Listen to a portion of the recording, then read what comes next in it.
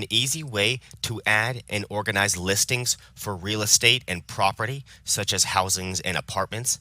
And it even gives you a nice XML feed that you can download, which lets you upload those listings onto other websites, such as Facebook or other real estate websites.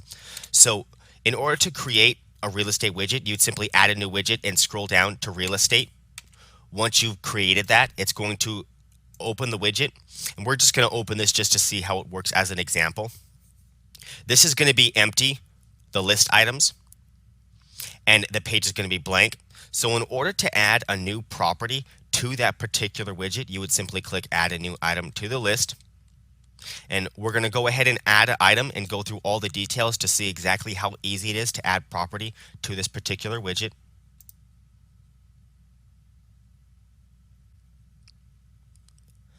So once you've opened up that particular item, you would simply fill out all the forms one by one, and they're pretty simple once you actually get into it. Anything that has a little F and Facebook logo next to it means that you have to fill out those fields if you want this to be compatible with Facebook. If you miss any one of these fields, it's not going to upload properly. So just keep that in mind. For the property type, you'd simply choose what type of property it is, such as an apartment. And the availability, you would choose whether it's for rent, for sale, or the sale's pending, or recently sold, whatever you want to do, or available soon. And the listing type is basically who's selling it. If it's for rent by owner, agent, or if it's foreclosed, or it's a new construction or a brand new listing. Currency is obviously the price currency. And this is the actual price of the property. So here's where you would enter the price of that particular property. You can see these have the prices right underneath them. Now, the display price, that is what's going to show instead of the regular price if you enter anything here. So this is basically going to override anything written in the price and the currency, and it's going to show that instead. If you leave it blank, it's going to show the regular price and the currency.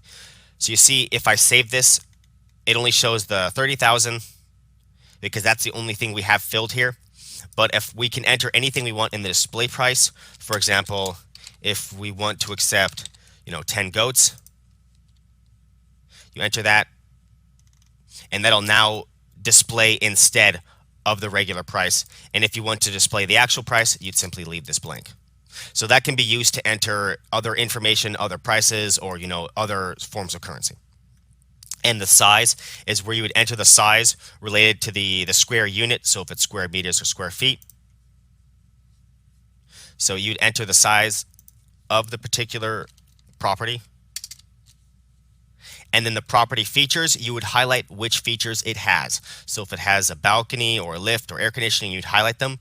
You can highlight multiple features by holding down the control key, and then you can click multiple options.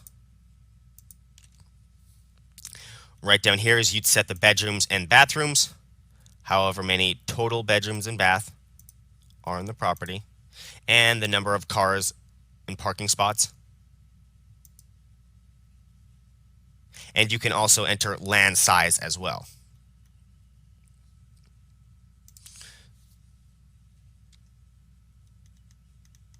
So you see now it has updated it with the price. It has added the square footage and then the available features. You can see the little bed, the bath, and the car. So it does those little icons automatically so people already know what they're looking at. And here is where you would enter the street address. This is for Facebook, essentially. So you would enter whatever address for the property in here, and then this is what Facebook is going to read. Now, if you enter an address down here, this is for the map.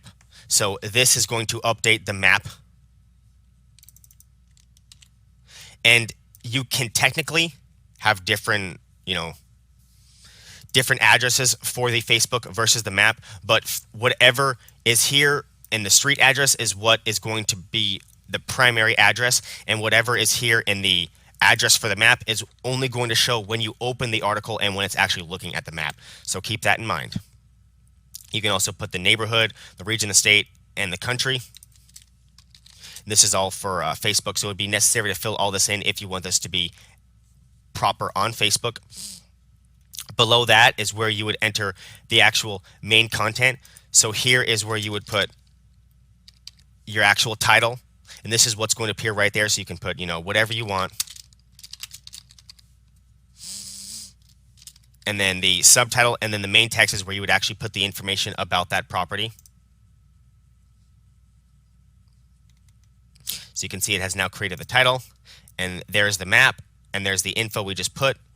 Whatever you put is going to appear right there. And you can even do pictures as well, images and videos. So simply upload an image from your computer of the property, and then it'll automatically create the image right next to it, so it's nice and easy to see. You can see how everything's coming together really easily and nicely as we fill out all the forms.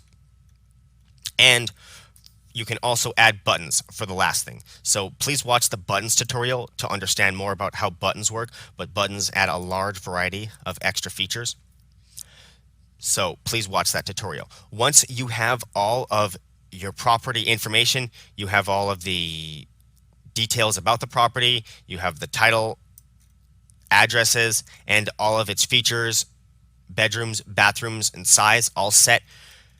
You make sure everything's saved, and then you can go back to the main real estate widget to continue adding more property or to organize your current listings.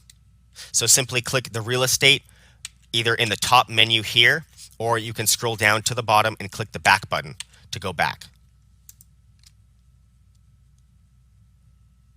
Once you have all of your property set, you can organize the additional options and determine whether this is seen only on mobile or desktop, and whether they have to be logged in to actually view any of the property. And the additional styles are just like all the other widgets. Desktop space can be determined, as well as the margins, and if you know any CSS, you can add custom classes and manage the background as well. So it's pretty simple and very easy to use once you get into it. You'd simply fill out all the information, and it'll automatically create a nice real estate listings for you. Now, if you want to send this to another website, or maybe upload this to Facebook, you would simply click download XML feed, and that'll get the entire feed of all the property that you can copy and paste to another site that would accept that XML feed. And that is the real estate widget. Very easy to use and simple. Simply add all of your property, fill in all the details, and then it'll organize them for you nice and neatly.